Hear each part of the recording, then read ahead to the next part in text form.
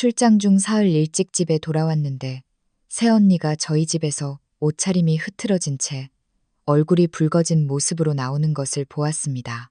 저는 즉시 감시 카메라 영상을 확인했고 눈앞에 펼쳐진 광경에 완전히 할 말을 잃었습니다. 저는 지은이라고 합니다. 올해 27세로 한 무역회사에서 프로젝트 매니저로 일하고 있습니다.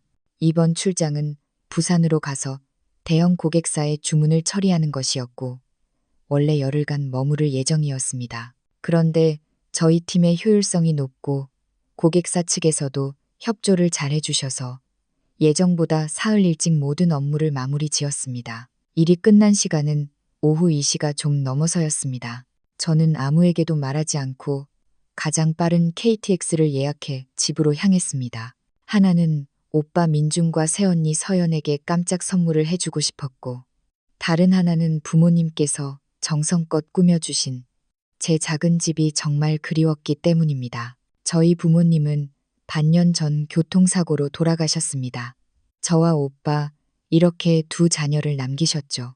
오빠는 저보다 5살 많고 일찍 결혼했습니다. 새언니 서연은 결혼한 지 3년 되었는데 평소 저에게 잘 해주는 편이었습니다. 부모님께서 돌아가신 후 오빠와 새언니는 제가 혼자 사는 것이 불안하다며 자주 집에 들러 집안일을 챙겨주곤 했습니다. 저는 그들에게 정말 감사한 마음을 가지고 있었습니다. KTX가 역에 도착했을 때는 이미 저녁 6시가 넘어 날이 어둑어둑해진 때였습니다. 저는 간단한 여행 가방을 들고 택시를 타고 제가 사는 아파트 단지로 곧장 향했습니다. 건물 현관문에 도착해 열쇠를 꺼내 문을 열려던 순간 익숙한 그림자 하나가 저희 건물 복도에서 급히 걸어 나오는 것을 보았습니다. 새언니 서연이었습니다. 저는 무의식적으로 옆으로 몸을 숨겨 새언니가 저를 보지 못하게 했습니다. 그 순간 제 심장이 쿵 하고 내려앉는 것 같았고 온몸에 피가 얼어붙는 느낌이었습니다. 새언니는 평소에 단정한 옷차림이 아니라 헐렁한 분홍색 셔츠를 입고 있었습니다. 깃은 풀어져 속옷이 보였고 밑단은 구겨진 채 바지 속에 대충 넣어둔 듯 했습니다. 한눈에 봐도 제대로 입은 것이 아니었습니다. 더 의심스러웠던 것은 평소에 창백한 얼굴이 아니라 비정상적으로 붉게 상기되어 있다는 점이었습니다. 술을 마신 것 같기도 하고 격렬한 운동이라도 한 것 같았습니다. 머리카락도 다소 흐트러져 이마에 잔머리가 붙어 있었고 눈빛은 불안하게 이리저리 흔들리며 걸으면서도 계속 복도를 뒤돌아보았습니다. 발걸음은 마치 도망치듯 다급했습니다. 제 마음속에서는 의문이 꼬리를 물었습니다. 새언니가 왜 저희 집에서 나오는 걸까? 게다가 저런 옷차림으로 출장 오기 전에 집 열쇠는 모두 잘 챙겨두었고 오빠에게 비상용으로 하나만 주었는데 새언니는 어떻게 열쇠를 가지고 있는 걸까? 설마 오빠가 준 걸까? 그런데 그들이 왜 저희 집에 온 걸까? 왜 새언니는 저런 모습인 걸까? 셀 수 없는 질문들이 제 머릿속을 맴돌았습니다. 저는 당장 달려가서 따지고 싶은 충동을 억눌렀습니다. 안 돼. 지금은 서두르면 안 돼. 만약 내가 생각하는 것과 다른 일이라면 섣불리 물어봤다가 오빠와 새언니와의 관계만 상하게 될 거야. 게다가 만약 정말 무슨 일이 있다면 지금 나 혼자서는 아무것도 할 수 없어. 새언니의 모습이 아파트 단지 모퉁이로 사라지는 것을 확인하고 나서야 저는 깊은 숨을 들이쉬며 마음을 진정시켰습니다. 그리고 여행 가방을 들고 건물 안으로 들어섰습니다. 집에 들어서자마자 제가 가장 먼저 한 일은 문을 잠그는 것이었습니다. 여행 가방을 한쪽에 던져두고 신발을 갈아 신은 뒤 곧장 거실로 향했습니다. 저희 집 거실에는 부모님께서 생전의 안전을 위해 설치해 두신 3개의 감시 카메라가 있었습니다. 거실, 식당, 현관을 모두 커버할 수 있는 영역이었죠. 그때는 굳이 필요 없다고 생각했는데 지금은 정말 다행이라고 여겼습니다. 저는 재빨리 컴퓨터 앞으로 가서 감시 카메라 소프트웨어를 켰습니다. 긴장해서 손가락이 떨렸습니다. 시간을 1시간 전으로 되돌려 조정하고는 눈도 깜빡이지 않고 화면을 주시했습니다. 새언니가 저희 집에서 도대체 무엇을 했는지, 왜 그렇게 옷차림이 흐트러지고 표정이 불안했는지 알아내야 했습니다. 제 마음속에는 어렴풋이 불길한 예감이 들었습니다. 이 일이 그렇게 간단하지 않을 것 같다는 생각이 들었습니다. 감시 카메라 화면이 로딩되는 동안 저는 숨을 죽이고 화면을 뚫어지라 쳐다보며 크게 숨조차 쉬지 못했습니다. 저는 차마 눈뜨고 볼 수 없는 장면을 보게 될까봐 생각했습니다. 새언니의 모습은 누구라도 그렇게 생각할 만했으니까요. 하지만 화면 속 내용은 보면 볼수록 소름 끼쳤고 마지막에는 완전히 할 말을 잃게 만들었습니다. 화면 속에서 오후 5시가 막 지났을 때 새언니 서연은 열쇠로 저희 집 문을 열었습니다. 그녀는 집에 들어서자마자 평소처럼 주변을 둘러보는 대신 조용히 거실 탁자 옆으로 걸어갔습니다. 그리고는 가지고 다니던 작은 가방에서 작고 하얀 약병 하나를 꺼냈습니다. 그녀는 좌우를 살피며 혹시 누가 없는지 확인하는 듯 했습니다. 이어서 병뚜껑을 열고 하얀 알약 2알을 꺼내 가루로 빻았습니다. 그리고는 제가 평소 자주 사용하는 파란색 머그컵에 조심스럽게 가루를 부었습니다. 이 모든 것을 마치고도 끝이 아니었습니다. 머그컵을 들고 정수기 옆으로 가서 따뜻한 물을 반컵 받아왔습니다. 가루가 물에 완전히 녹을 때까지 몇 번 가볍게 흔든 뒤에야 컵을 원래 자리에 놓았습니다. 이 모든 과정이 너무나 능숙해서 한두 번 해본 솜씨가 아니었습니다. 저는 화면을 보며 온몸에 털이 곤두섰습니다.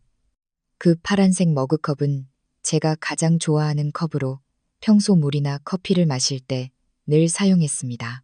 출장 오기 전에도 깨끗이 씻어 탁자 위에 두었는데 새언니가 그 컵에 손을 댔을 줄은 몰랐습니다. 저는 예전에 몇 번 출장에서 돌아왔을 때 집에서 마시는 물에서 왠지 모를 이상한 맛이 났던 것을 떠올렸습니다.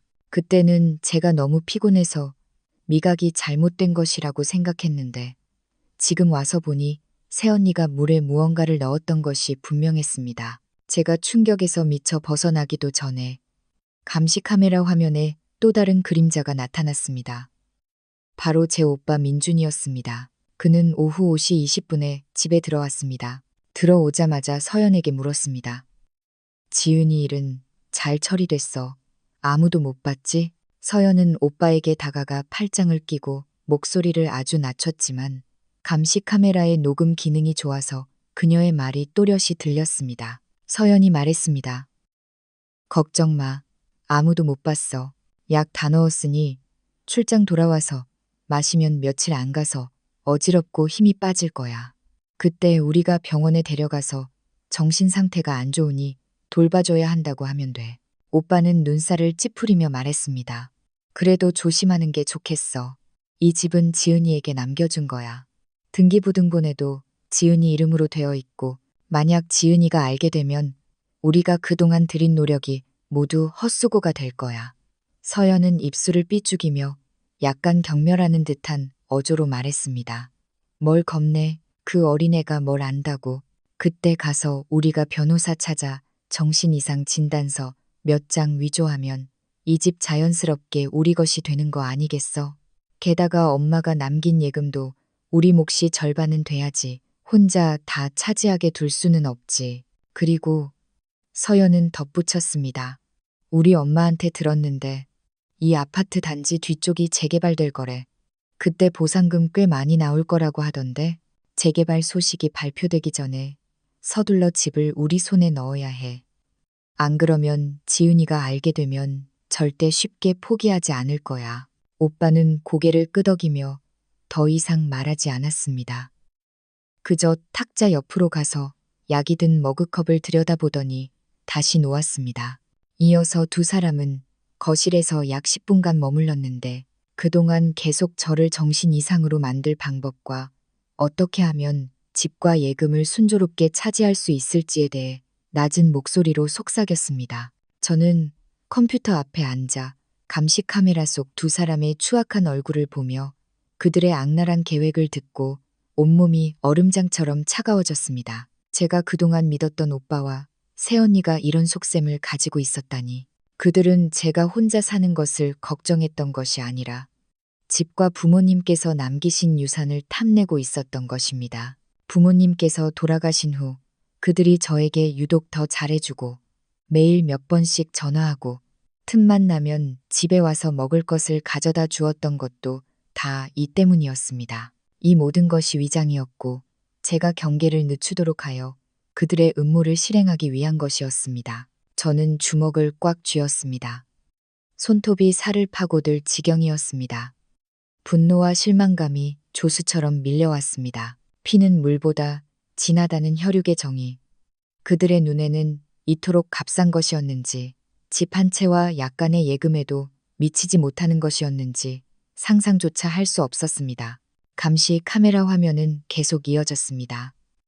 마지막으로 오빠와 새언니는 물건을 챙기고 서둘러 떠났습니다. 서연이 나갈 때 급히 서두르느라 셔츠 깃이 젖혀지고 머리카락도 흐트러졌는데 그것이 바로 제가 현관문 앞에서 보았던 모습이었습니다. 저는 감시 카메라, 소프트웨어를 끄고 의자에 주저앉았습니다. 머릿속은 온통 혼란스러웠습니다. 정말이지 완전히 할 말을 잃었습니다. 오빠와 새언니가 저에게 이런 짓을 할 줄은 상상도 못했습니다. 그들은 제 집과 유산을 차지하려 했을 뿐만 아니라 이런 비열한 수단으로 저를 해치려 했던 것입니다. 한참이 지나서야 저는 천천히 정신을 차렸습니다. 안 돼. 이렇게 당하고만 있을 수는 없어. 이 집은 부모님께서 나에게 남겨주신 거야. 부모님께서 남기신 예금도 평생 고생해서 모은 피땀 어린 돈이야. 절대로 그들이 뜻을 이루게 두지 않을 거야. 나 자신을 지키고 부모님의 억울함을 풀어드려야 해. 저는 의자에서 일어나 거실 중앙으로 걸어갔습니다. 부모님의 추억이 가득한 이 집을 바라보며 마음속은 오만 가지 감정으로 뒤섞였습니다. 감시 카메라 속 오빠와 새언니의 대화가 귓가에 맴돌았고 그들의 악랄한 계획은 저에게 남아있던 마지막 혈육의 정마저 완전히 사라지게 만들었습니다. 저는 부모님께서 돌아가신 후부터 지금까지 그들의 위장이 얼마나 많았는지 하나하나 되짚어보기 시작했습니다. 부모님은 반년 전 교통사고를 당하셨습니다. 그날은 비가 오는 날이었는데 시골에 계신 외할머니 댁에 다녀오는 길에 통제불능이 된 화물차에 부딪혀 현장에서 숨지셨습니다. 그때 저는 출장 중이었는데 경찰관의 전화를 받고는 완전히 멍해졌습니다. 오빠가 가장 먼저 달려가서 뒷수습을 했습니다. 그때 오빠는 저보다 더 슬퍼 보였고 매일 분주하게 움직이며 부모님의 장례 절차를 돕고 저를 계속 위로하며 앞으로는 자신이 제 버팀목이 되어 잘 돌봐주겠다고 말했습니다. 새언니도 옆에서 거들며 앞으로 집안일은 걱정하지 말라고 자기들이 있으니 괜찮다고 했습니다. 그때 저는 막 부모님을 잃어 마음이 불안하고 혼란스러웠고 평소 오빠와의 관계도 나쁘지 않았기에 그들을 유일한 버팀목으로 여겼습니다. 부모님의 유산으로는 제가 지금 살고 있는 이 집 한 채와 5천만 원의 예금이 있었습니다. 그때 오빠가 먼저 나서서 제가 여자아이라 이런 것을 잘 모를 테니 자신과 새언니가 예금을 관리해주고 제가 출장 갔을 때 집에 무슨 문제가 생기지 않도록 집도 봐주겠다고 했습니다. 저는 그때 오빠와 새언니가 정말 자상하다고 생각하며 감동했고 생각할 겨를도 없이 동의했습니다. 지금 와서 생각해보니 저는 정말 너무 어리석었습니다. 그들은 그때부터 이미 부모님의 유산을 노리고 있었고 그저 적절한 기회를 기다리고 있었던 것입니다. 저는 탁자 옆으로 가서 새언니가 약을 넣었던 파란색 머그컵을 바라보며 섬뜩한 기분이 들었습니다. 지난달 출장에서 돌아와 이 컵에 담긴 물을 2잔 마시자마자 머리가 어지럽고 밤에는 미열까지 났던 것이 떠올랐습니다. 그때 제가 오빠와 새언니에게 이 일을 말하자 그들은 서둘러 저를 병원에 데려갔습니다. 의사는 한참을 검사했지만 아무 문제도 찾지 못했고 그저 과로로 인한 면역력 저하라고 말했습니다. 지금에서야 알게 된 것입니다. 과로가 아니라 새언니가 물에 무언가를 넣었던 것입니다. 또 한 번은 그 전 출장에서 돌아왔을 때 새언니가 가져다 준 과자를 좀 먹었는데 얼마 지나지 않아 온몸에 기운이 빠지고 손을 들어 올릴 힘조차 없어져 이틀 동안 누워 있어야 했습니다. 그때 새언니는 거짓으로 걱정하는 척하며 저를 돌봐주고 죽을 끓여주고 밥을 해주었습니다. 지금 생각해보면 그 음식들에도 분명히 새언니가 손을 댔을 것입니다. 생각하면 할수록 소름이 끼쳤습니다. 등골에 식은땀이 흘렀습니다. 그들은 도대체 언제부터 저를 노리고 있었던 걸까요? 설마 부모님께서 돌아가신 직후부터 시작된 일일까요? 부모님께서 돌아가신 후 오빠와 새언니가 자주 저에게 은근히 여자애가 이렇게 큰 집을 지키고 있을 필요 없어. 차라리 집을 팔아서 돈으로 바꿔 저축하거나 우리와 함께 살면서 서로 돌봐주는 게 낫지 않겠니? 라고 말했던 것이 떠올랐습니다. 그때 저는 깊이 생각하지 않고 이 집은 부모님께서 저에게 남겨주신 것이고 그분들의 추억이 가득한 곳이라 팔고 싶지 않다고 거절했습니다. 지금에서야 알게 된 것입니다. 그들은 그때부터 이미 조바심을 내며 집을 차지하려고 했던 것입니다. 또 부모님께서 남기신 5천만 원의 예금에 대해 오빠는 이자가 높은 금융상품에 넣어두었다고 말하며 제가 필요할 때 꺼내주겠다고 했습니다. 저는 그때 그의 말을 굳게 믿고 구체적인 상황에 대해 한 번도 물어본 적이 없었습니다.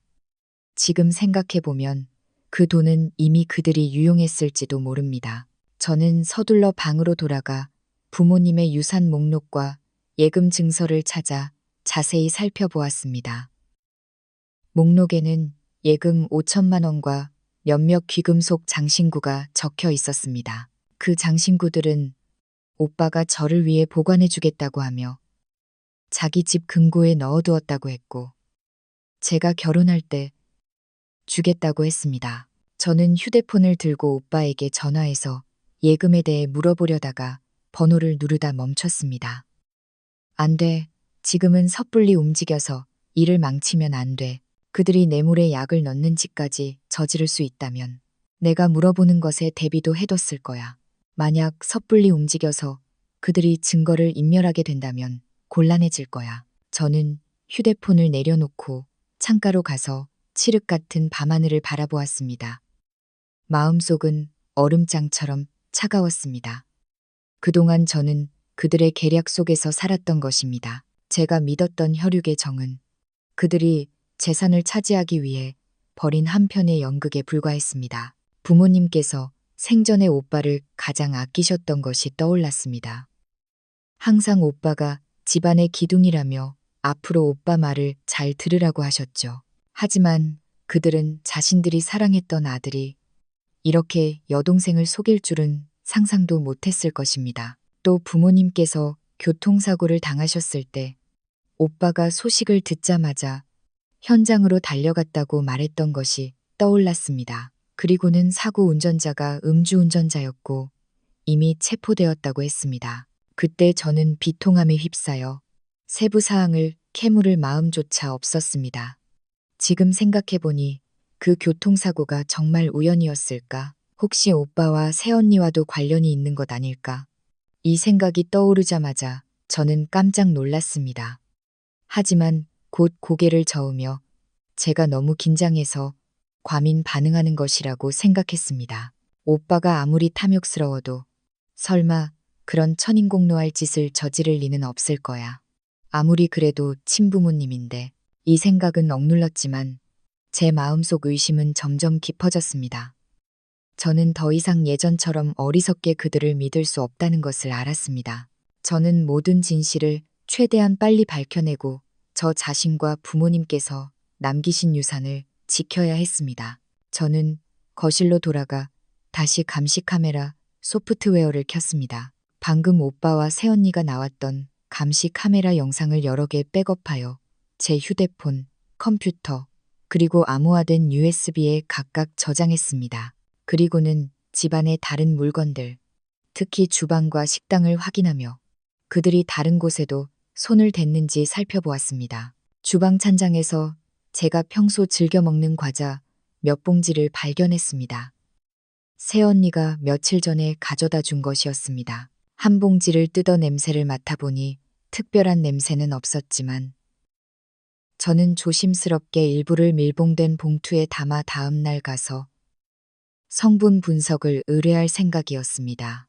혹시 그 안에도 무언가가 들어있을지 확인하기 위해서였습니다. 이 모든 것을 마치고 나서야 저는 겨우 한숨을 돌릴 수 있었습니다.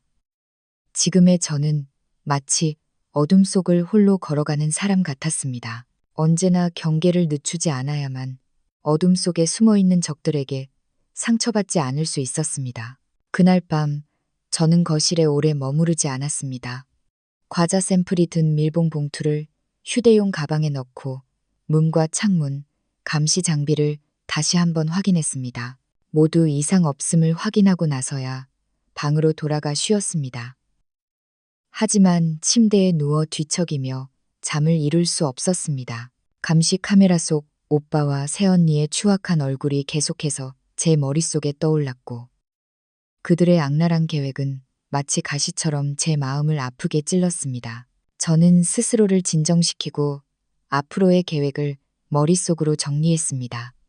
지금 가장 중요한 것은 충분한 증거를 모으는 것입니다. 증거가 확실해야만 그들에게 합당한 대가를 치르게 할 수 있습니다. 그 감시 카메라 영상만으로는 부족합니다. 그들이 제 음식과 물에 넣은 것이 유해하다는 것을 증명해야 하고 부모님께서 남기신 예금과 장신구의 행방을 밝혀야 합니다.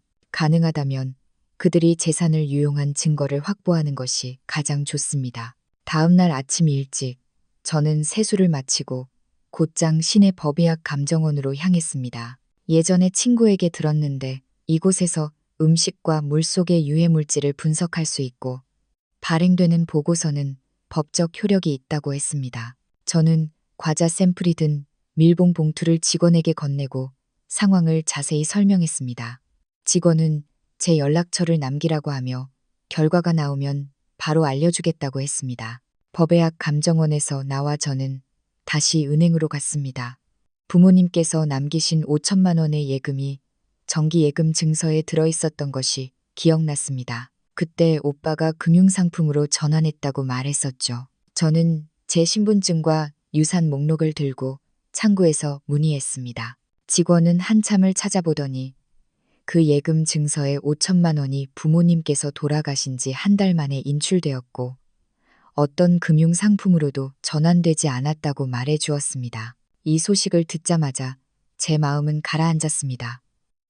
역시나 제 예상대로였습니다.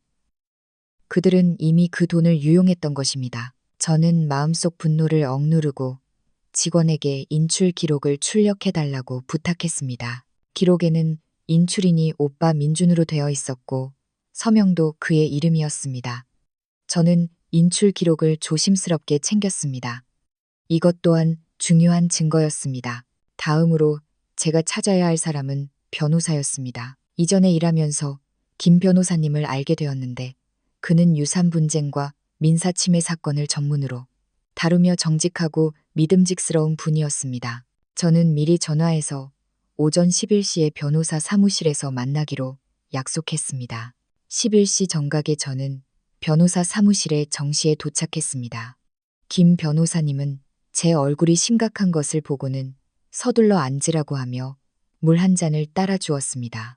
저는 출장에서 일찍 돌아와 새언니가 옷차림이 흐트러진 채 집에서 나오는 것을 목격한 일부터 감시 카메라를 확인해 그들이 제 물에 약을 넣고 집과 예금을 차지하려 모의한 일, 그리고 5천만 원의 예금이 유용된 사실을 발견한 일까지 모든 것을 자세히 말해 주었습니다. 백업해둔 감시, 카메라 영상이 든 USB와 은행에서 출력한 인출 기록도 그에게 건네주었습니다.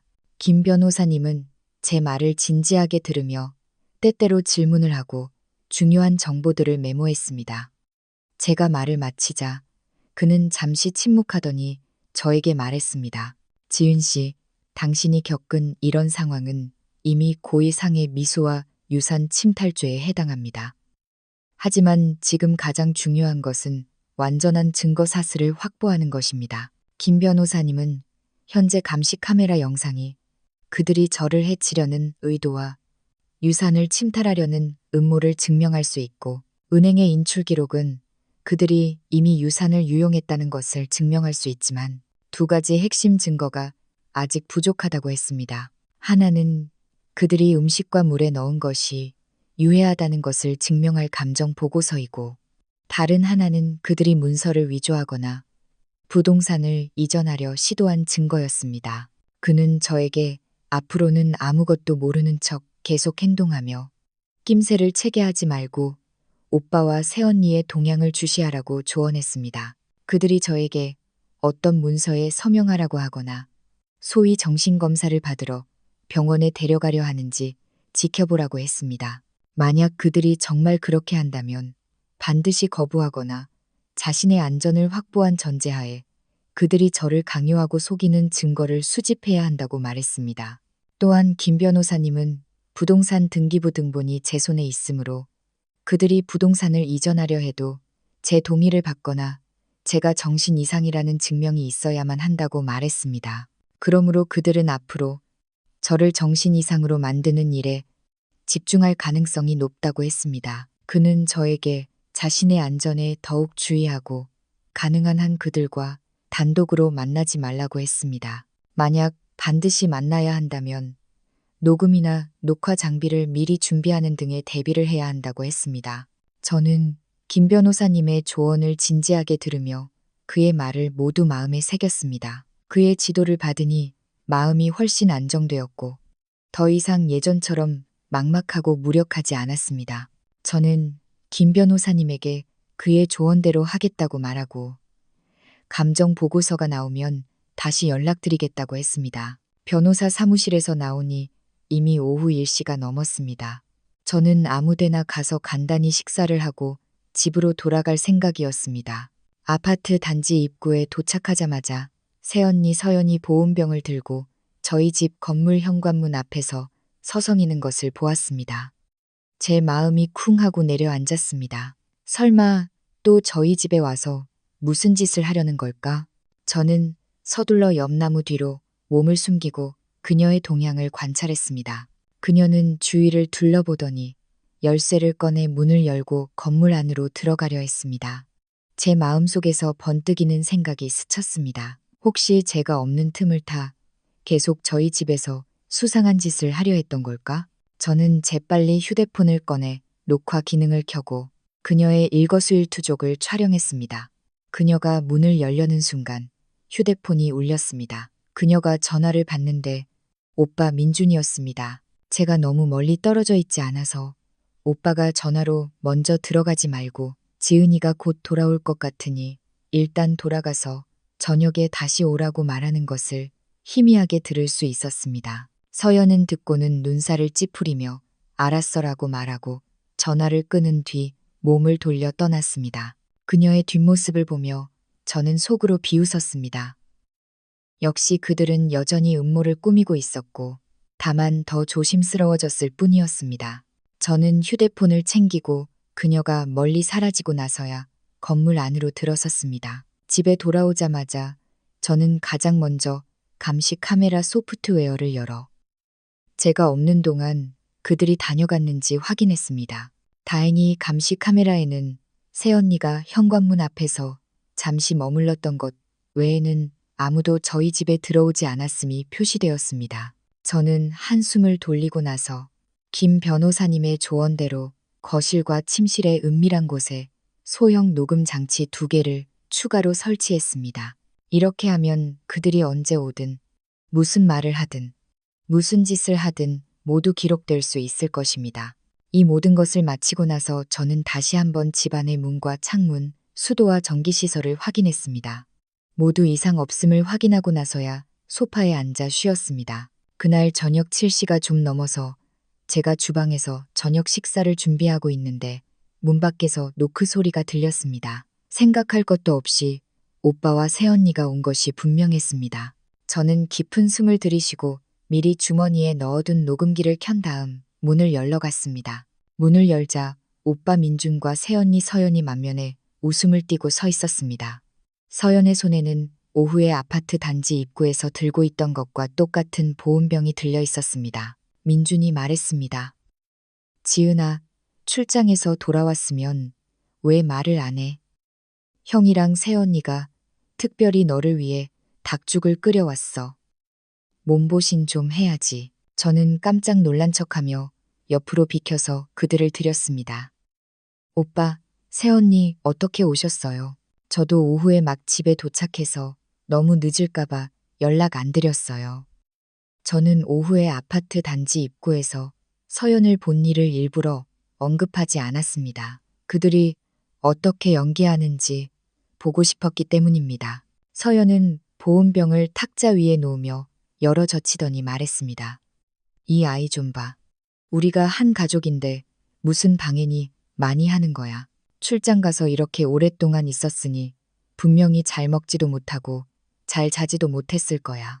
내가 특별히 3시간 동안 푹 고운 닭죽이야. 어서 맛봐.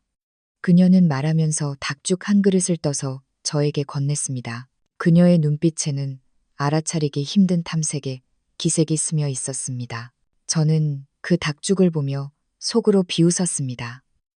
예전 같았으면 망설임 없이 마셨겠지만 지금은 이 국물에도 분명히 무언가가 들어있을 것이라는 것을 알고 있었습니다.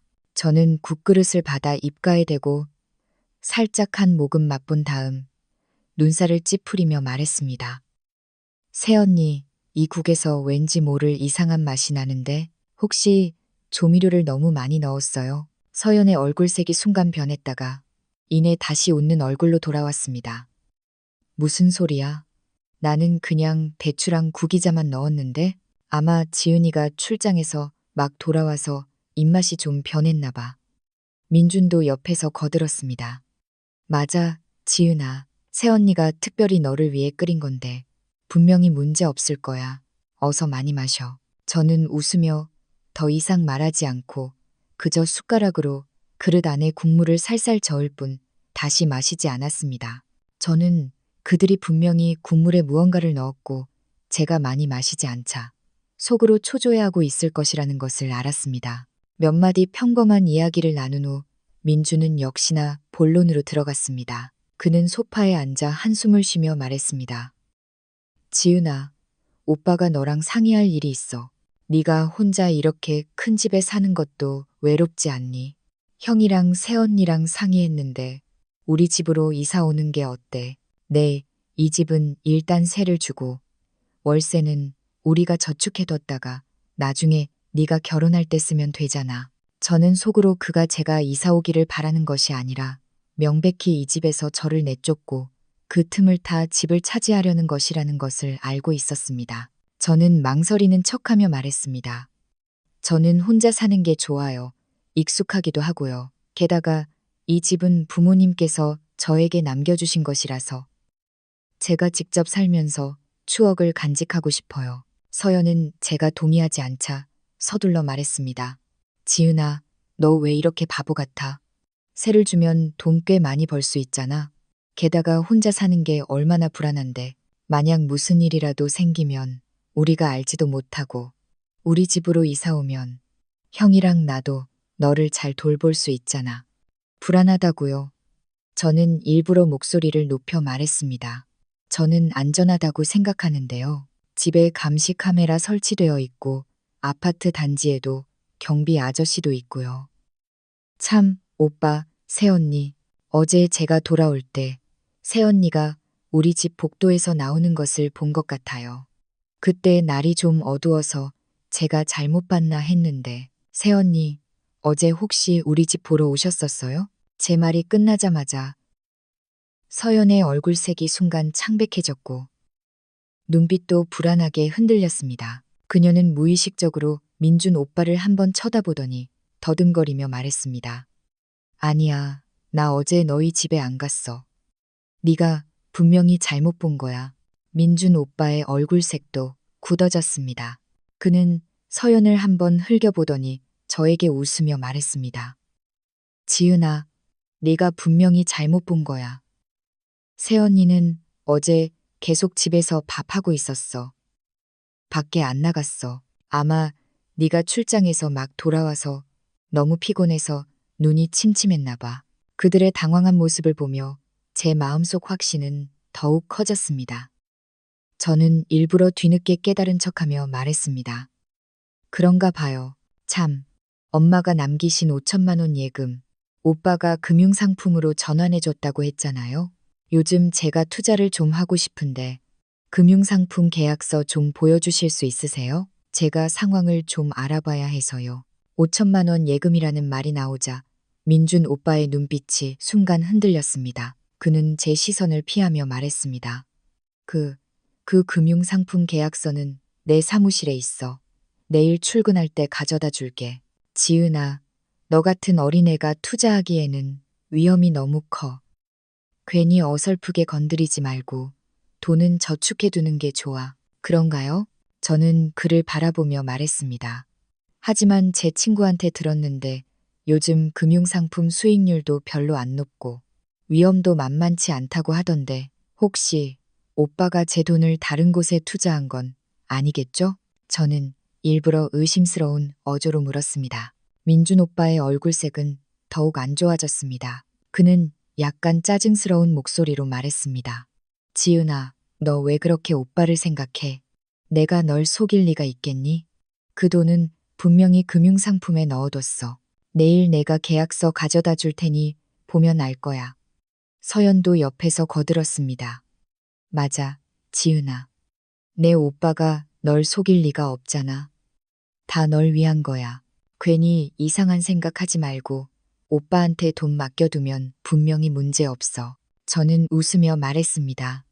물론 오빠를 믿죠. 그냥 궁금해서 물어본 거예요. 참, 오빠.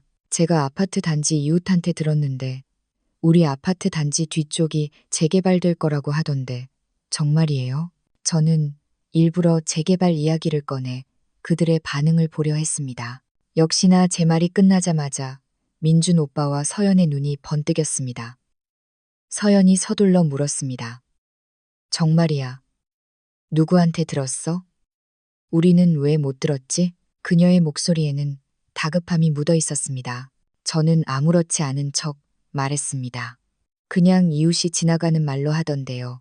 정말인지는 모르겠어요. 하지만 정말 재개발되면 보상금 꽤 많이 나올 텐데 이 집은 제 명의로 되어 있으니 재개발 보상금도 분명히 제 것이겠죠? 민준 오빠가 서둘러 말했습니다. 그럼 당연하지. 이 집은 내 명의로 되어 있으니 보상금도 당연히 내 것이지. 하지만 지은아, 재개발은 아직 확정된 게 아니니까 너무 서두르지 마.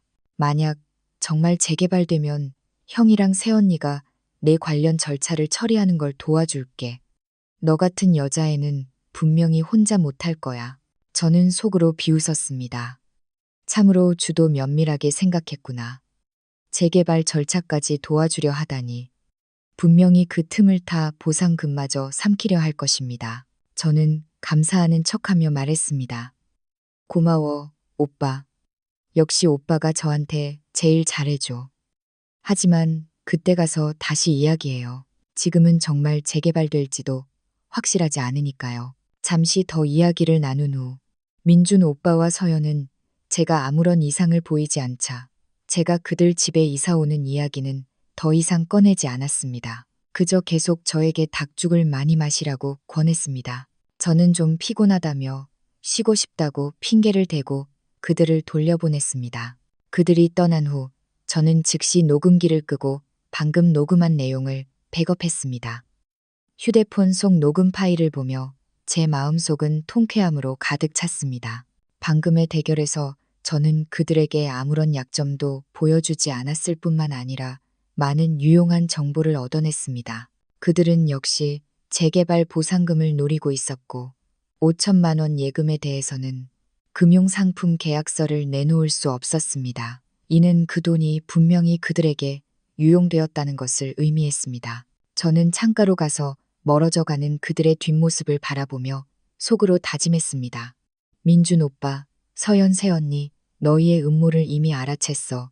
너희가 나에게 빚진 것, 부모님께 빚진 것, 내가 하나하나 모두 되찾을 거야. 다음 날 아침 일찍 법의학 감정원에서 제게 전화가 왔습니다. 과자 감정 결과가 나왔으니 오라고 했습니다. 저는 서둘러 짐을 챙겨 법의학 감정원으로 향했습니다. 감정 보고서를 받아든 순간 제 손이 떨렸습니다. 보고서에는 과자의 미량의 진정제 성분이 포함되어 있으며 장기 복용 시 어지럼증, 무기력감, 정신 혼미를 유발하고 심할 경우 신경계에 영향을 미쳐 정신 이상을 초래할 수 있다고 명백히 적혀 있었습니다. 이 보고서를 보며 제 마음속 분노는 더 이상 억제할 수 없었습니다. 그들은 정말 이토록 잔인했던 것입니다. 재산을 차지하기 위해 이런 만성 독약과 같은 것으로 저를 해치려 하다니. 저는 감정 보고서를 조심스럽게 챙겼습니다. 이것 또한 확실한 증거였습니다. 법의학 감정원에서 나온 후 저는 곧바로 집으로 가지 않고 변호사 사무실로 먼저 가서 감정 보고서를 김 변호사님께 건네주었습니다. 김 변호사님은 보고서를 읽고는 눈살을 찌푸리며 말했습니다. 지은 씨, 이제 고의 상해에 대한 증거는 충분합니다. 다음으로는 그들이 부동산을 이전하려 시도하거나 문서를 위조한 증거를 수집해야 합니다. 그리고 부모님 유산의 구체적인 행방, 특히 그 귀금속 장신구들을 밝혀내야 합니다. 저는 고개를 끄덕이며 말했습니다. 김 변호사님, 알겠습니다. 그런데 한 가지 의문이 있어요. 부모님께서 반년 전에 교통사고를 당하셨을 때 사고 운전자가 음주운전이라고 했는데 저는 지금 그 교통사고가 정말 우연이었는지 점점 의심스러워요. 저는 마음속 의구심을 김 변호사님께 털어놓았습니다. 김 변호사님은 잠시 생각하더니 말했습니다. 그 일을 조사하려면 난이도가 꽤 높을 겁니다. 이미 반년이나 지났으니까요. 하지만 먼저 경찰서 교통과에 가서 당시 사건 세부 사항을 문의해 보세요. 혹시 단서를 찾을 수 있을지도 모릅니다. 또한 부모님께서 생전에 어떤 이상한 말씀을 하셨거나 관련될 만한 물건을 남기셨는지도 생각해 보세요. 김 변호사님의 조언을 듣고 저는 먼저 집으로 돌아가 부모님께서 남기신 단서가 없는지 찾아보기로 했습니다. 집에 돌아와 저는 집안의 모든 숨길 만한 곳을 뒤져보았습니다. 옷장, 서랍, 책장, 모두 특별한 것은 찾을 수 없었습니다. 제가 거의 포기하려던 순간 부모님께서 생전에 서재에 있는 것을 가장 좋아하셨던 것이 떠올랐습니다.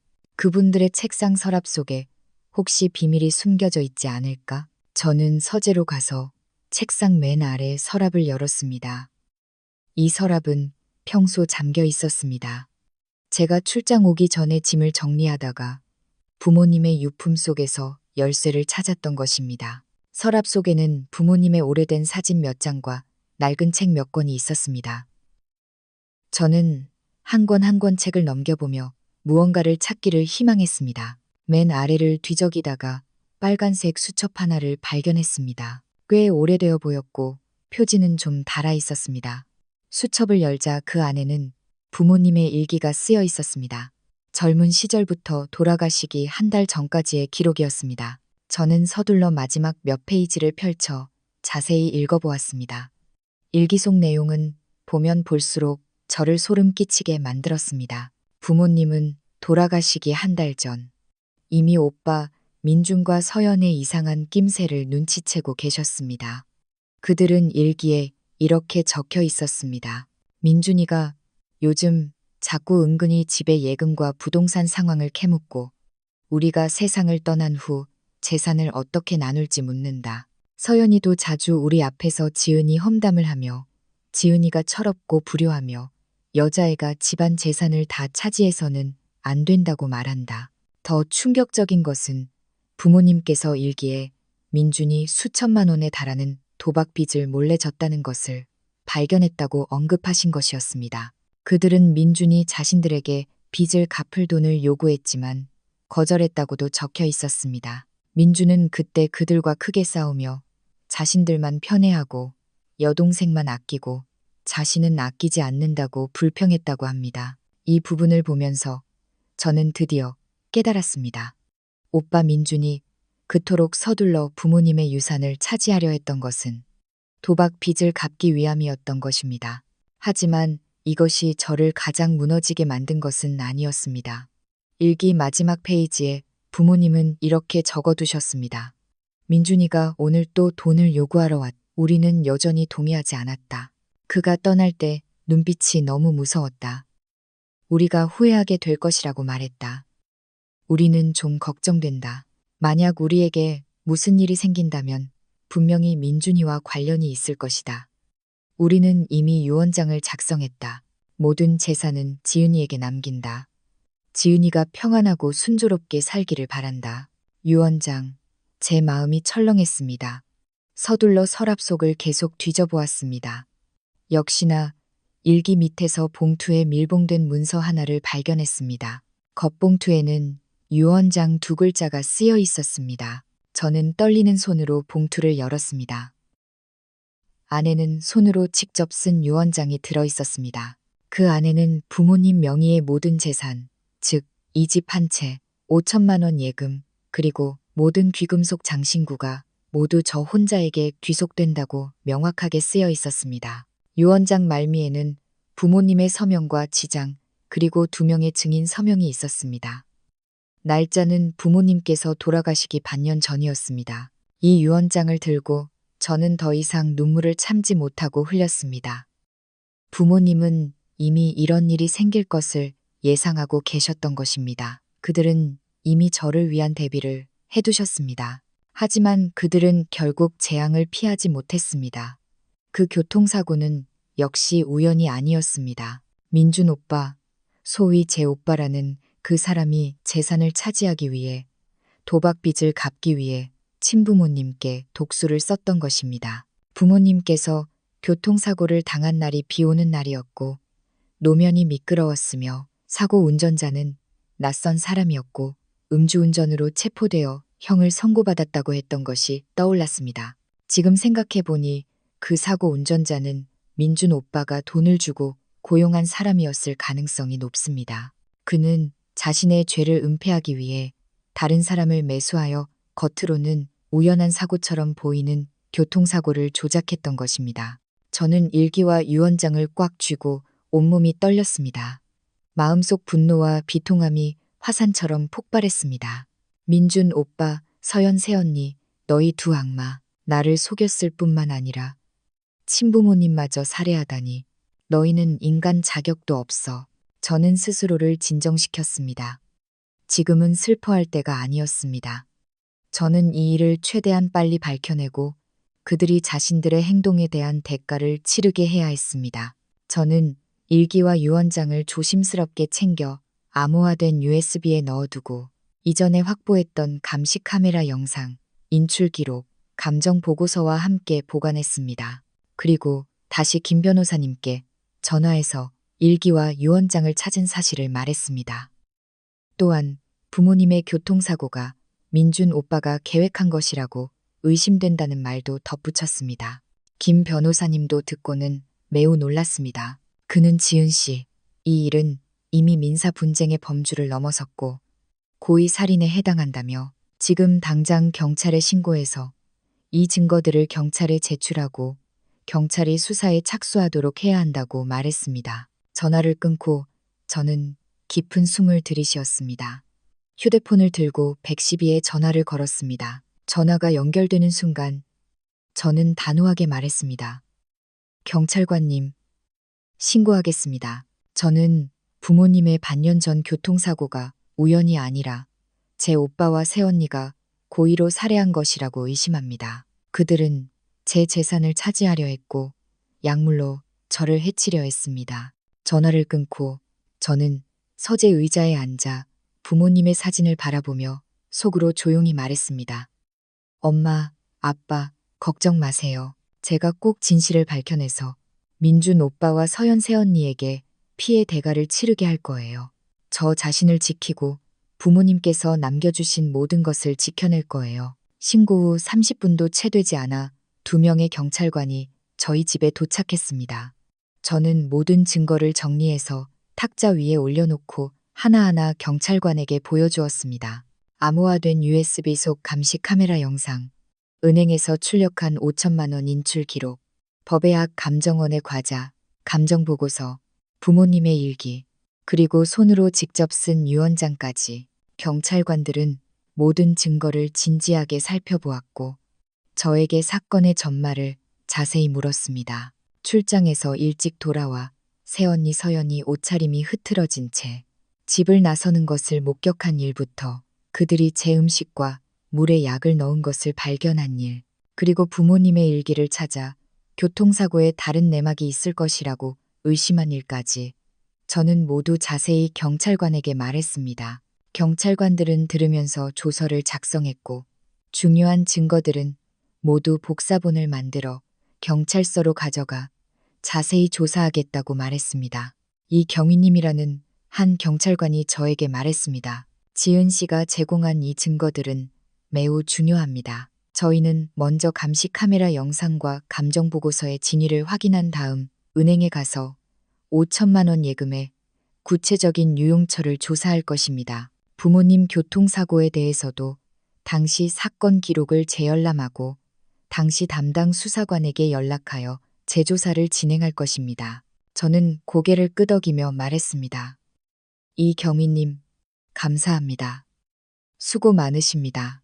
그리고 부모님께서 남기신 귀금속 장신구 몇 개가 오빠 민준과 새언니, 서연에게 제가 보관을 부탁한다는 명목으로 넘겨졌고 지금은 그들 집 금고에 있을 것입니다. 이것도 부모님의 유산에 해당합니다. 저는 이 일도 경찰관에게 말하며 함께 조사해달라고 부탁했습니다. 이 경위님은 메모한 후 말했습니다. 저희는 민준 씨와 서연 씨에게 최대한 빨리 연락하여 관련 상황을 문의할 것입니다. 지은 씨는 이 기간 동안 자신의 안전에도 주의해야 합니다. 만약 그들이 당신에게 연락하거나 어떤 이상한 행동을 보인다면 반드시 즉시 저희에게 알려주세요. 이어서 경찰관들은 제 연락처와 경찰서 연락처를 남기고 증거 복사본을 가지고 떠났습니다. 경찰관들이 떠난 후 제 마음은 조금 안정되었지만 여전히 경계를 늦출 수 없었습니다. 저는 김 변호사님께 전화해서 신고한 사실을 말했습니다. 김 변호사님은 사건 진행 상황을 면밀히 주시하고 필요하면 언제든 경찰 수사에 협조하겠다고 말했습니다. 이후 며칠 동안 경찰은 긴장된 수사를 계속했습니다. 그들은 먼저 법의학 감정원에 가서 감정 보고서의 진위를 확인하고 과자 속 진정제 성분이 사실임을 확인했습니다. 또 은행에 가서 민준 오빠가 5천만 원을 인출한 완전한 기록을 확보했습니다. 이 돈이 인출된 후 3번에 걸쳐 다른 계좌로 이체되었고 최종적으로는 한 온라인 도박 플랫폼으로 흘러들어갔다는 것을 발견했습니다. 이는 부모님의 일기에 언급된 민준 오빠의 도박 빚에 대한 내용을 뒷받침했습니다. 부모님 교통사고에 대한 조사도 획기적인 진전을 보였습니다. 경찰은 당시 사건 기록을 재열람한 결과 사고 운전자 태호 왕켜 가무직 불황자였고 당시 음주운전이 검출된 것은 사실이었지만 경찰이 태호를 재신문하는 과정에서 그의 진술에 많은 허점이 있음을 발견했습니다. 게다가 그가 수감된 후 그의 가족에게 갑자기 1천만 원의 출처 불분명한 수입이 생겼습니다. 경찰은 이 1천만 원의 수입을 추적한 결과 이 돈이 새언니 서연의 먼 친척 계좌에서 이체된 것이며 이 먼 친척은 이체 다음 날 민준 오빠가 보낸 1,100만 원을 받았다는 것을 발견했습니다. 상황은 이미 명백해졌습니다. 이 1천만 원은 민준 오빠와 서연 새언니가 태호 가족에게 준 뇌물이었고 그들이 태호를 매수하여 이 우발적인 교통사고를 조작했던 것입니다. 이 외에도 경찰은 저의 협조 아래 더 많은 핵심 증거를 수집했습니다. 저는 경찰의 조언대로 일부러 민준 오빠에게 전화해서 부모님 유산에 대해 상의하고 싶다고 말했습니다. 민준 오빠는 제가 아직 아무것도 모르는 어리석은 여동생이라고 생각하고 흔쾌히 만나기로 동의했습니다. 만났을 때 저는 경찰의 지시에 따라 몰래 녹음 장치를 켰습니다. 민준 오빠는 역시나 또 저에게 돈이 없다며 우는 소리를 하기 시작했습니다. 최근 사업에 실패해서 빚이 많으니 부모님께서 남기신 집을 먼저 자신에게 명의 이전해주면 나중에 돈이 생겼을 때 다시 돌려주겠다고 말했습니다. 서연 새언니도 옆에서 거들며 우리가 한 가족이니 제가 오빠를 도와줘야 한다고 말했습니다. 그리고 저 같은 여자애는 이렇게 큰 집이 필요 없을 것이라고도 했습니다. 저는 일부러 망설이는 척하며 말했습니다. 오빠, 집은 저에게 남겨주신 것이라서 함부로 명의 이전해 줄 수는 없어요. 하지만 엄마가 남기신 5천만 원 예금, 오빠가 금융상품에 넣어줬다고 했잖아요. 만약 오빠가 정말 급하게 돈이 필요하다면 제가 이 돈을 먼저 빌려줄 수 있어요. 민준 오빠는 이 말을 듣자마자 눈이 번뜩였습니다. 그는 서둘러 말했습니다. 지은아, 내가 정말 최고다. 역시 너만이 오빠를 아껴주는구나. 그 돈은 분명히 금융상품에 넣어뒀는데 지금 꺼내면 이자가 많이 손실될 거야. 어때? 내가 일단 차용증을 써줄 테니 나중에 내가 회복되면 원금이랑 이자까지 다 갚아줄게. 그는 계속 거짓말을 지어내고 있었고 자신의 말이 이미 녹음되고 있다는 것을 전혀 몰랐습니다. 저는 또 물었습니다. 그럼 엄마가 남기신 귀금속 장신구들은요? 제가 요즘 중요한 모임에 가야 해서 목걸이 하나 하고 싶은데 먼저 저에게 주실 수 있으세요? 민준 오빠의 얼굴색이 순간 변했습니다. 그는 그 장신구들은 시골 친척 집에 맡겨뒀어. 다음에 시골에 갈 때 가져다 줄게. 그는 또 거짓말을 하고 있었습니다. 이전에 그는 분명히 자기 집 금고에 넣어뒀다고 말했습니다.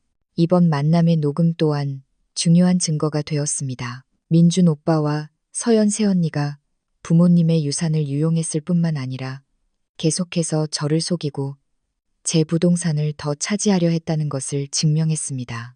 또한 경찰은 민준 오빠와 서연 새언니가 최근 정신 이상 진단서를 위조하는 방법을 계속 알아보고 있었고 정식 자격이 없는 변호사와 접촉하여 관련 서류를 위조해 제 부동산을 순조롭게 이전하려 했다는 것을 밝혀냈습니다. 경찰은 그 변호사를 찾아냈고 그 변호사도 민준 오빠와 서연 새언니가 자신을 찾아왔던 사실을 인정하며 관련 채팅 기록과 통화 녹음을 제공했습니다. 단 일주일 만에 경찰은 완전한 증거 사슬을 확보했습니다. 민준 오빠와 서연 새언니는 도박 빚을 갚기 위해 태호를 매수하여 교통사고를 조작해 부모님을 살해했습니다. 부모님께서 돌아가신 후 그들은 부모님께서 남기신 5천만 원의 예금을 유용하여 빚을 갚았습니다. 부동산과 남은 유산을 차지하기 위해 그들은 제 음식과 물에 진정제 성분의 약물을 첨가하여 저를 정신 이상으로 만들려 했습니다.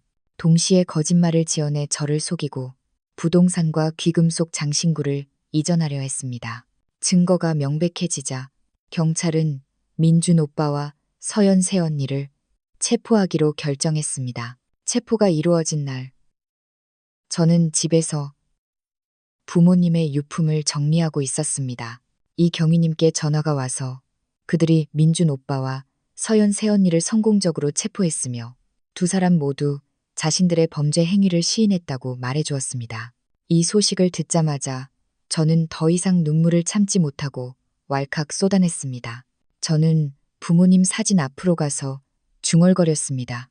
엄마, 아빠, 보셨어요? 나쁜 사람들은 이미 잡혔어요. 그들은 자신들이 저지른 일에 대한 대가를 치를 거예요. 편히 잠드세요. 민준 오빠와 서연 새언니가 이미 체포되었지만 저는 일이 아직 끝나지 않았다는 것을 알고 있었습니다.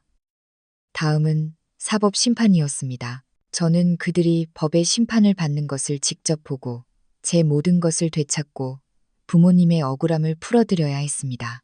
김 변호사님도 사건의 재판 과정을 전적으로 지원하며 제가 최대한의 권리를 주장하고 부모님의 유산이 모두 저에게 순조롭게 귀속되도록 돕겠다고 말했습니다. 저는 집안에서 민준 오빠와 서연 새언니가 손을 댄 음식과 물을 모두 치우고 사람을 불러 집을 완전히 청소했습니다. 깨끗하고 정돈된 집을 보면서도 제 마음은 여전히 평온하지 못했습니다. 가장 가까운 사람들에게 속고 상처받았던 그 시간들은 마치 악몽처럼 제 마음속에 깊이 새겨져 있었습니다. 하지만 저는 과거의 고통 속에 계속 잠겨 있을 수 없다는 것을 알았습니다. 저는 강해져야 하고 부모님의 기대를 저버리지 않고 잘 살아야 했습니다. 저는 또한 한 가지 진리를 깨달았습니다. 모든 혈육의 정이 진실된 것은 아니며 어떤 혈육의 정은 돈과 이익 앞에서 한없이 무너진다는 것을요. 하지만 저는 그들의 음모를 제때 발견하여 그들이 뜻을 이루지 못하게 한 것이 정말 다행이라고 생각합니다. 김 변호사님의 도움과 경찰의 공정한 법 집행에도 더욱 감사해야 합니다. 그들 덕분에 정의가 실현되고 악인들이 법의 심판을 받게 되었습니다. 이제 저는 법원의 판결을 기다릴 뿐입니다. 민준 오빠와 서연 새언니의 마지막을 지켜볼 것입니다. 민준 오빠와 서연 새언니가 체포된 지 한 달이 더 지났습니다. 이 한 달 동안 김 변호사님은 사건을 전적으로 지원하며 저에게 수시로 진행 상황을 알려주었습니다. 경찰은 모든 증거를 정리하여 검찰에 이송했고 검찰은 곧 민준 오빠와 서연 새언니를 고의살인죄, 유산침탈죄, 고의상해죄로 기소했습니다. 재판이 열리는 날, 저는 일부러 검은색 옷을 입고 재판장으로 30분 일찍 도착했습니다. 김 변호사님은 이미 문 앞에서 저를 기다리고 있었습니다. 그는 제 어깨를 두드리며 말했습니다. 걱정 마세요. 증거가 확실하니 그들은 빠져나갈 수 없을 겁니다. 저는 고개를 끄덕였습니다. 마음속은 긴장되면서도 기대감이 넘쳤습니다.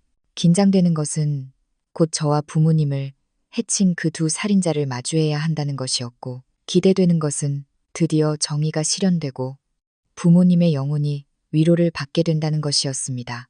개정벨이 울리고 저는 김 변호사님을 따라 법정으로 들어갔습니다. 민준 오빠와 서연 새언니가 법정 경위에게 이끌려 들어왔습니다. 그들은 죄수복을 입고 머리카락은 흐트러져 있었으며 얼굴은 창백했습니다.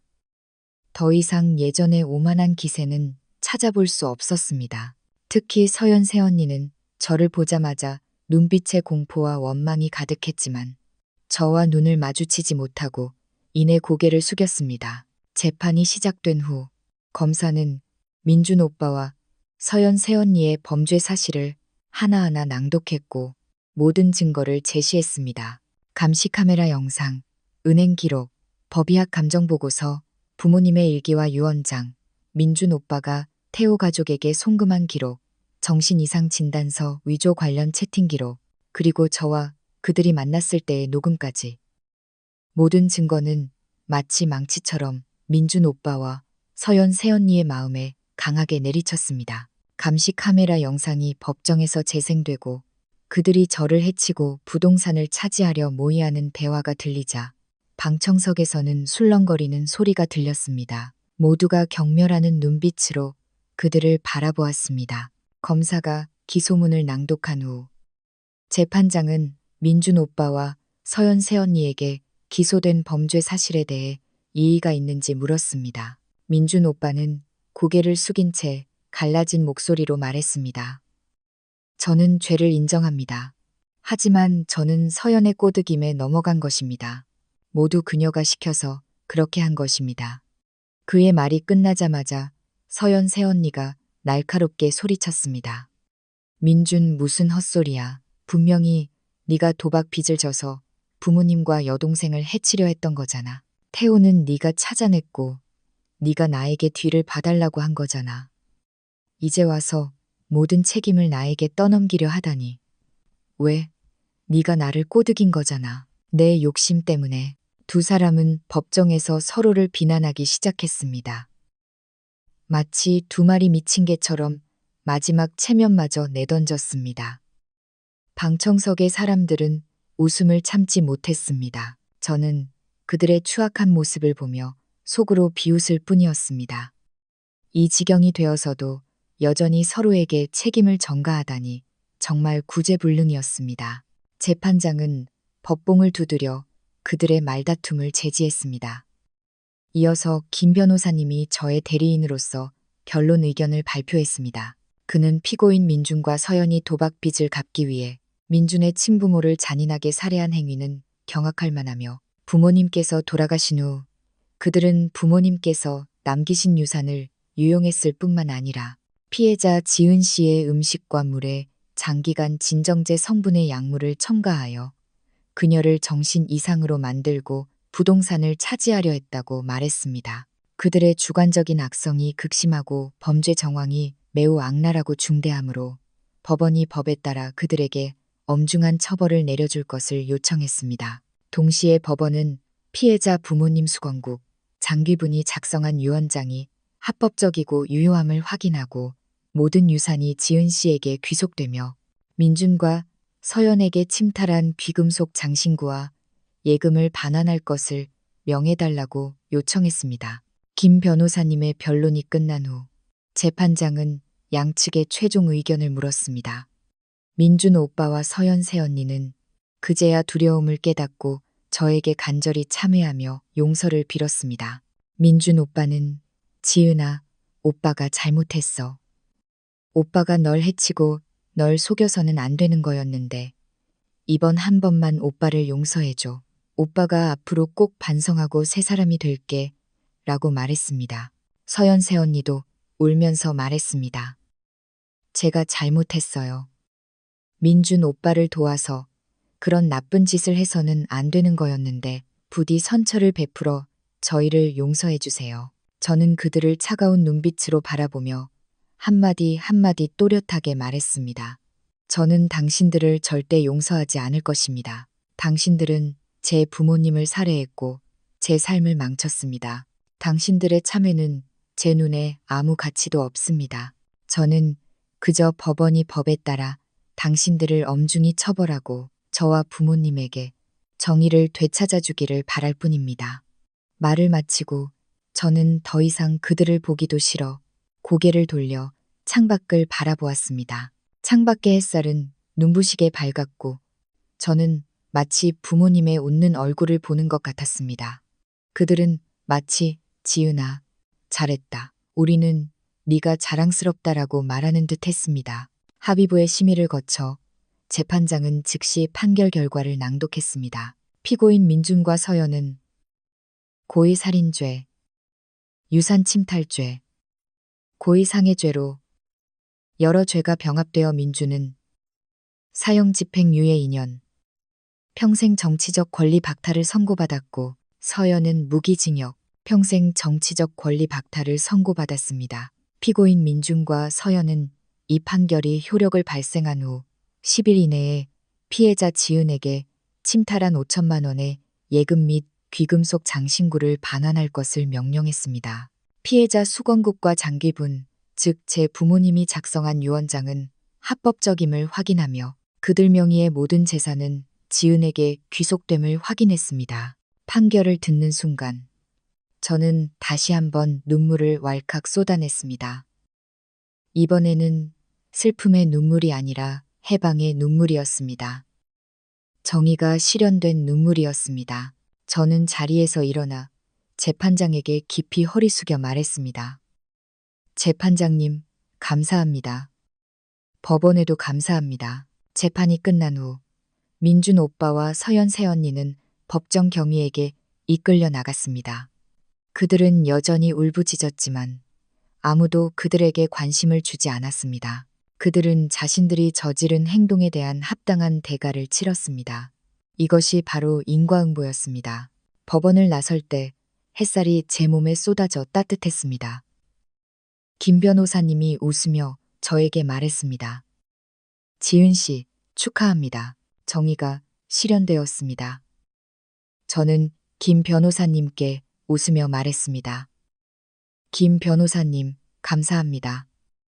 그동안 수고 많으셨습니다. 이후 며칠 동안 저는 법원의 판결에 따라 민준 오빠와 서연 새언니에게 침탈당했던 5천만 원의 예금과 귀금속 장신구를 순조롭게 되찾았습니다. 그 귀금속 장신구들은 모두 부모님께서 생전에 아끼시던 물건들이었습니다. 저는 그것들을 조심스럽게 챙겨서 제 서랍에 넣어두었습니다. 마치 부모님께서 아직 제 곁에 계신 것처럼요. 저는 또한 교도소에 가서 태호 씨를 한번 만났습니다. 그는 교통사고 치사죄와 고의 살인죄로 징역 10년을 선고받았습니다. 저는 그에게 왜 민준 오빠를 도왔는지 물었습니다.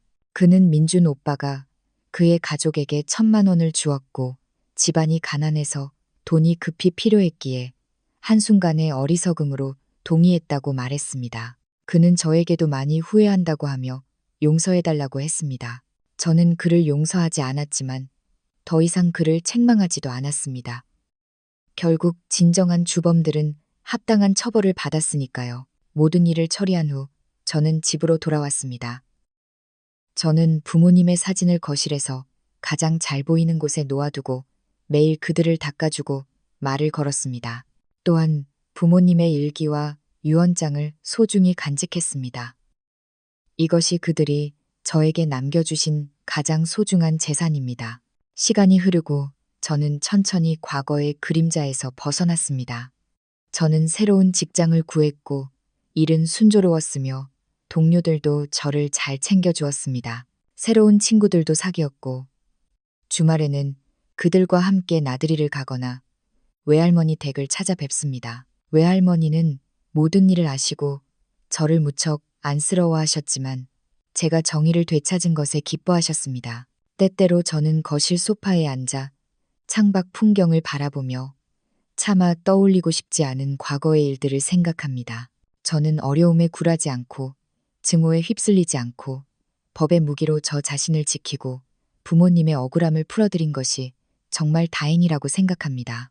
저는 부모님께서 하늘에서 저를 지켜보고 계시다는 것을 압니다. 그들은 제가 행복하고 즐겁게 살아가기를 바라십니다. 그러므로 저는 저 자신을 잘 돌보고 부모님의 사랑과 기대를 안고 용감하게 미래로 나아갈 것입니다. 저는 마음속에 빛이 있다면 발 아래 길은 희망으로 가득할 것이라고 믿습니다. 그리고 저를 해쳤던 사람들은 다시는 제 삶에 나타나지 않을 것입니다. 그들은 교도소에서 남은 생을 보내며 자신들의 죄를 평생 참회할 것입니다. 이 혈육의 정, 이익, 그리고 정의에 대한 대결은 결국 정의의 승리로 원만하게 마무리되었습니다. 저 또한 드디어 과거를 내려놓고 저만의 새로운 삶을 시작할 수 있게 되었습니다. 자, 오늘 이야기는 여기까지입니다. 시청해주셔서 감사합니다. 제 채널이 마음에 드신다면 구독 부탁드립니다. 행복하세요.